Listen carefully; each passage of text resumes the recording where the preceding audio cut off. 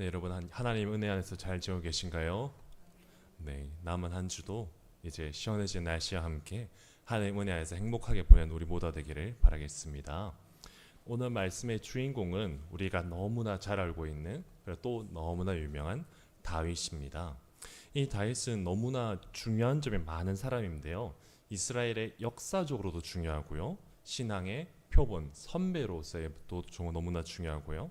하나님의 일꾼으로도 그리고 예술인으로서도 또 장군과 왕으로서도 너무나 큰 역할을 한 사람입니다. 이렇게 대단한 다윗이었지만 이런 그에게도 큰 실수들, 즉 죄가 있었는데요. 그 중에서 가장 큰 사건이라고 할 수 있는 것이 오늘 우리가 함께 알아볼 밧세바의 그 사건입니다. 오늘 말씀의 내용은 우리가 다 알고 있는 내용이지만 그가 왕궁에서 쉬는 것으로 시작하여서 이제 왕궁에서 거닐 때 한 여인이 모욕하는 것을 보고 너무 아름다워 보여서 그 여인을 불러 부정을 저지르고 그 부정을 통하여서 아기가 생기자 그 문제를 덮기 위하여서 자신의 부하인 장군 우리아를 불렀지만 그의 충직함으로 이 일이 해결되지 않자 그를 전쟁터에서 사주하여 죽여버리고 그의 아내 바스바를 자신의 아내로 삼는 그 죄악, 우리가 모두 다 너무나 잘 알고 있는 그 사건입니다. 근데 이 사건에서 우리가 정말로 유의 있게 보아야 될 그 부분은 그가 죄악을 저지르게 된 이유입니다. 그가 저지른 죄악을 한 번 더 정리하면 자신의 충직한 부하 장군인 우리아의 아내와 부정을 저질렀고 그리고 그것을 덮기 위하여서 우리아의 아내를 죽이고 그의 아내를 취한 것이 그의 죄악입니다. 이 죄악의 시작은 오늘 말씀을 보시면 아시겠지만 다윗이 우리아의 아내가 목욕하고 있는 것을 지켜봄으로써 그 죄악이 시작됐습니다. 그런데 이 행동만 가지고는 조금 애매할 수도 있는데요. 물론 이 행동을 잘했다고는 결코 말할 수는 없지만 이 행동 자체만으로 정말로 죄악이냐라고 하면 그것은 애매한 부분이 많습니다. 왜냐하면 그가 목욕하고 있는 곳에 들어가서 몰래 들어간 것도 아니고 훔쳐본 것도 아니니까요. 갑자기 쳐들어간 게 아니잖아요. 즉 그가 의도한 것은 아닙니다. 이 시작 부분 자체가요. 그렇기 때문에 이게 애매한 상황입니다. 어떤 의미로는 우리에게도 비슷한 모습이 있으면 저희가 TV를 볼 때 너무 멋지거나 너무 예쁜 사람 있으면 너무 멋지다 예쁘다 이렇게 얘기를 하자 생각이 들거나 얘기를 하잖아요. 또는 길거리에서도 그런 사람들 보면 와 하면서 쳐다보는 게 다들 모든 사람이 어느 정도씩은 다 있습니다. 그런 사람들 보면서 멋지고 예쁘다고 생각하는 게 이상한 일은 아니죠. 그렇기 때문에 여기까지의 다윗은 아무리 크게 잡아도 실수의 영역에 가깝습니다. 왜냐하면 저희가 그렇게 보고 나서 바로 다시 눈이 원래 보던 곳으로 돌아갑니다. 모든 사람들이 마찬가지로 당연하게 말이죠. 하지만 오늘 말씀의 다윗은 그렇게 너무나 당연한 것으로 가지 않고 거기서 눈이 머물러 있었습니다. 그는 여인이 모욕하는 것을 보고 그녀가 마음에 들어 그녀가 누구인지를 찾아봤죠. 여기까지도 억지로 이게 올바르다고 말할 수는 없지만 왕이 마음에 드는 여인을 발견하였기에 누구인지 알아본다까지로 어떻게든 억지로 생각은 할 수가 있습니다. 성경에 다윗이라는 것을 빼고 보면 말이죠. 그래도 여기까지도 어떻게든 상식의 범주 안에 넣어놓을 수는 있습니다. 왜냐하면 이 시대는 고대니까요. 현대가 아니라 고대에 왕이 있던 시대라고 하면 이렇게 생각할 수도 있습니다. 그리고 이거를 조금 많이 치환하는 것이면 현대 기준으로 하면 마음에 드는 상대방에게 먼저 다가가는 것이라고 볼 수 있는데 알아보는 것이라고 볼 수 있는데 그것까지 큰 문제냐고 하면 조금 얘기가 다르니까요. 그런데 진짜 문제는 그 다음 단계에서 시작이 됩니다. 다윗이 그녀가 우리아의 아내 즉 유부녀인 것을 알면서도 그녀를 부르면서부터 이 문제가 시작되는 것입니다. 당연하게도 어떠한 이성을 보고 마음에 들어서 다가갈 수도 있습니다. 그러나 상대방에게 연인이 있거나 또는 결혼을 했다면은 거기서 멈추고 돌아가는 것이 너무나 당연한 일이고 정상적인 일입니다. 당연하게도 이것은 시대를 이제 막론하지 않고 모두 다 똑같이 적용되는 이야기입니다.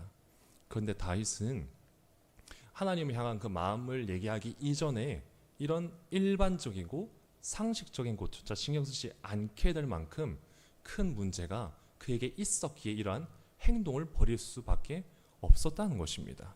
그 문제를 가장 잘 알 수 있는 부분이 오늘 말씀 맨 처음에 등장하는 내용인 전쟁이 일어났음에도 전장에 나가지 않는 다윗입니다.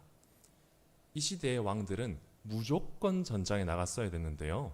이스라엘만이 아니라 모든 그 시대의 그 주변의 나라들이 다 그러하여 했습니다. 왜냐하면 이 시대의 왕들은 이제 자신의 백성을 보호하는 것이 그들의 의무였는데요. 그래서 저희가 성경의 역사서를 보면은 어떤 왕이 출전했다, 어느 나라에 어떤 왕 출전했고 또는 그것과 연결되어서 어떤 왕이 사로잡혔다 또는 죽었다, 사형당했다, 뭐 이런 표현이 많습니다. 즉 이 그냥 단순히 여러 왕이 있었다는 것이 아니라 왕들이 진짜로 전쟁터에 나아가기 때문에 그런 일이 많이 생길 수밖에 없던 시대였던 것입니다. 그런데 다윗은 그 전쟁을 자신의 부하들에게 맡겨놓고 왕궁에서 거닐고 있습니다. 심지어 그가 왕궁에 있을 수도 있죠. 그런데 그 이유가 오랫동안 전쟁을 치르다가 이제 잠시 교대하러 온 것일 수도 있고요. 그런데 그것도 아니었죠. 또 보급이나 여러 가지 그가 해야 되는 왕으로서의 책무가 왕궁에서만 해야 되는 게 있어서 그것 때문에 돌아올 수도 있죠. 그러나 그것도 아니었습니다. 또는 건강에 문제가 생겨서 올 수도 있는데 그것도 아니고 표현 그대로 그냥 전쟁에 나가지 않고 왕궁에서 쉬고 있었던 것입니다. 즉 그는 앞으로 조금 전에 알아본 그의 너무나 상식적인 이야기를 넘어서 그의 의무와 임무도 지키지 않고 있던 것입니다. 이러한 일이 일어난 이유는 어떻게 보면 너무나 심플한데요. 그가 너무 잘 나갔기 때문입니다. 그의 행정을 돌이켜보면 그가 이스라엘 전체의 왕이 된 후부터 다윗은 계속해서 승승장구했습니다. 사무엘하 5장부터 오늘 말씀 직전까지의 행정을 대략 훑어보면 예루살렘을 점령하고 있던 이방민족과 싸워서 이겨서 예루살렘을 점령하였고요. 그리고 블레셋과 싸워 이겼고요. 그리고 하나님의 궤가 그 다윗성으로 들어왔고요. 그리고 그를 향한 하나님의 약속, 다윗 언약도 이루어졌었습니다. 그리고 그 이후에도 많은 이방 민족들과의 전쟁에서 모두 다 이겼고요. 그리고 이 직전 장인 10장을 보면 암몬과의 전쟁에서도 승리하는 것을 볼 수 있습니다. 즉 다윗은 다 잘 됐습니다. 다 이겼고요. 너무나 잘 진행되었습니다. 그렇기 때문에 이스라엘은 당연하게도 점차 영향력이 강해지고 점점 더 부강해지면서 국력이 점차 늘어났었습니다. 그래서 사울 시기나 그 사무엘 시기만 보아도 방어절하던 이제 이스라엘이 먼저 공격을 해서 그들이 이제 침략을 미리 싹을 끊어놓는 그러한 공격을 나가는 그런 시대가 된 것입니다. 그런 시대가 되면서 다윗이 이제 자신은 조금 쉬어도 된다고 생각한 것입니다. 근데 이것이 어떻게 보면 너무나 큰 문제였는데요. 물론 단 한순간도 한 번도 쉬지 말고 끊임없이 일을 해야만 한다는 것은 아니지만 맡겨진 일에 최선을 다해야 한다는 너무나 기본적이고 상식적인 것을 이것 또한 잊어버린 것입니다. 왜냐하면 다윗의 직업은 왕입니다. 이 왕에게는 당연하도 많은 권한과 능력이 있습니다. 동시에 많은 책임과 의무가 존재하죠. 더군다나 이 이스라엘의 왕은 다른 나라의 왕과는 또 다른 더 큰 차이점이 있었습니다. 우선 대부분의 역사에서 왕은 그 나라를 세운 건국 왕이거나 나라를 세운 사람이거나 또는 그의 후손입니다. 물론 반역을 일으켜서 새로 왕조를 연 사람도 그 또한 건국을 한 것이니까요. 즉 이 이방의 왕들, 평범한 왕들에게는 왕이어서 생기는 권위에다가 그의 혈통에서 오는 권위까지 보통은 다 포함되어 있습니다. 하지만 다윗은 그렇지 않았습니다. 하나님의 이끄심 안에서 그는 왕이 되었습니다. 하지만 그는 건국왕도 아니었고요. 왕의 후손도 아니었습니다. 거기다 이스라엘 나라 자체가 오랜 기간 지파의 한 동맹 체제에 가깝게 연방 또는 연맹 체제에 가깝게 있었던 나라였지 왕국이라는 한 나라로서 완전히 보기가 힘든 것이 많았던 것이 현실입니다. 거기다가 건국 왕은 엄밀히 따지면 사울 왕이죠. 그리고 그의 반대돼서 일어난 어떻게 보면은 역사적으로 보면은 사울 왕을 반대해서 일어난 반대 세력이 그 나라를 승리하여서 왕이 된 것입니다. 거기 그런 상황에서 다윗 왕은 이제 건국 왕이라고 하기도 애매한 상황이었고요. 더군다나 그가 어떤 사람의 후손이었던 것은 더더욱 아니었습니다. 그렇게 다윗 왕이 전쟁에 나아가지 않는다는 것은 그냥 단순히 하나님의 백성으로서 이걸 떠나서 왕으로서의 그를 생각해 볼 때 굉장히 어리석은 짓이었습니다. 그런데 이 내용의 정말 심각한 부분은 저희가 알아본 지금 다윗의 문제는 하나님의 일꾼이자 백성인 다윗의 문제가 아니라 사람 다윗이자 그리고 왕 다윗의 문제에 관한 내용이었습니다. 너무나 상식적이고 일반적인 내용, 그리고 그 당시에 왕에게 주어진 책무, 이러한 것들에 대한 평범한 너무 당연한 얘기가 이만큼의 내용인 것입니다. 즉 다윗은 하나님의 일꾼에 대한 일꾼으로서 역할 문제 전에 사람이자 왕으로서 그에게 큰 문제가 생긴 것입니다. 거기다가 이 문제는 하나님의 백성인 그에게도 똑같이 적용되었는데요. 조금 전에 알아본 그의 문제들과 하나님의 백성으로서의 똑같은 문제는 그가 자신의 책무에 순종하지, 그가 해야 될 것을 하지 않았다는 것입니다. 더 정확하게 말하면 그가 있어야 할 자리에 있지 않았던 것이죠. 오늘 말씀에서 다윗이 있어야 될 장소는 한계에서 또는 억지로 했을 때 두 곳입니다. 한 곳은 우리가 알아본 것 같이 전장입니다. 그는 왕이자 또 이스라엘의 왕이자 또 하나님께서 세우신 왕으로서 하나님을 대신하여 이스라엘 백성을 다스리고 보호해야 할 임무를 가진 사람이었습니다. 그렇기 때문에 그가 그의 가진 책무에 순종하였다면 그는 전장에 가 있어야 됐습니다.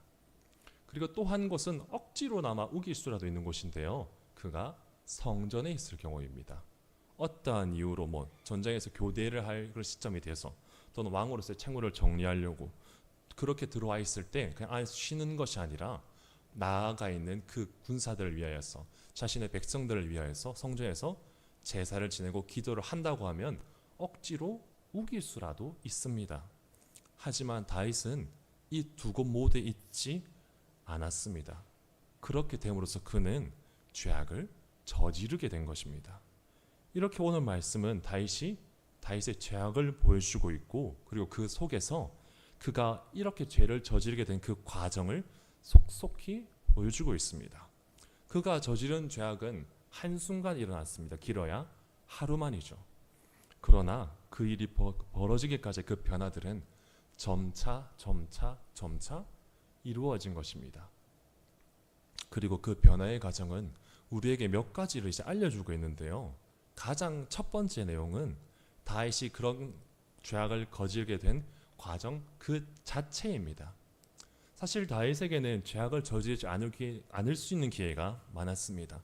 가장 원론적인 얘기, 그가 있어야 될 자리 전장에 나아갔으면, 그리고 또 만약에 전쟁에 나아가지 않았을 때 왕궁에서 그냥 산책하면서 쉬는 것이 아니라 자신의 책무를 행하고 자신이 해야 할 행정 업무 또는 보급 업무 이런 것을 하거나 하나님께 기도하고 있었더라면, 또는 그녀를 보았을 때 일반적인 사람이 하는 것처럼 보았다가도 눈을 돌렸더라면, 또는 그녀를 알아보라고 했지만 그녀가 유부녀인 걸 알았을 때 그 일을 멈췄더라면 그는 죄악을 저지르지 않을 수 있었습니다.